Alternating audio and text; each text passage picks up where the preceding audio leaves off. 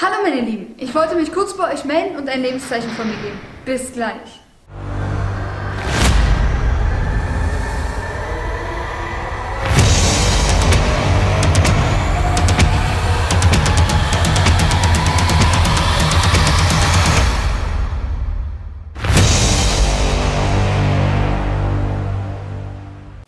So, als allererstes vielen Dank für eure tollen E-Mails. Darüber habe ich mich sehr gefreut. Mir geht es soweit ganz gut und ich habe glücklicherweise das Virus nicht bekommen. Da bin ich schon mal ganz froh drüber. Arbeitsmäßig bin ich voraussichtlich bis zum 19.04. auf Kurzarbeit 0 gesetzt. Das heißt Arbeitsausfall zu 100%.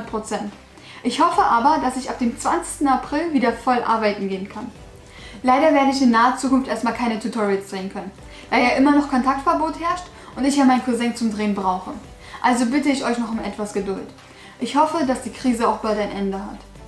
Als nächstes wollte ich euch ein Update zu meinem E46 geben. Der ist auch schon vor einer ganzen Weile verkauft worden. Das war dieser hier, mein erstes Verkaufsauto. Ich habe euch ja versprochen, dass wir zusammen einen Schlussstrich ziehen und schauen, ob noch etwas Geld übrig geblieben ist. Das waren die bisherigen Kosten inklusive Autokauf bis dato. 2.565 €. Da kam noch die Lackierung dazu, 450 €. Und die Hauptuntersuchung bei der DEKRA 110 €.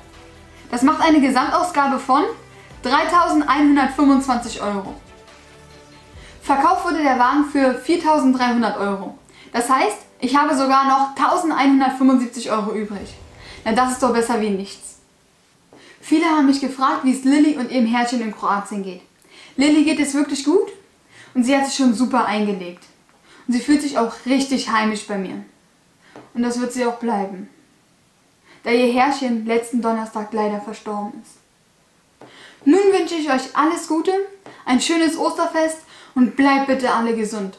Wir sehen uns nach der Krise wieder. Eure Gina.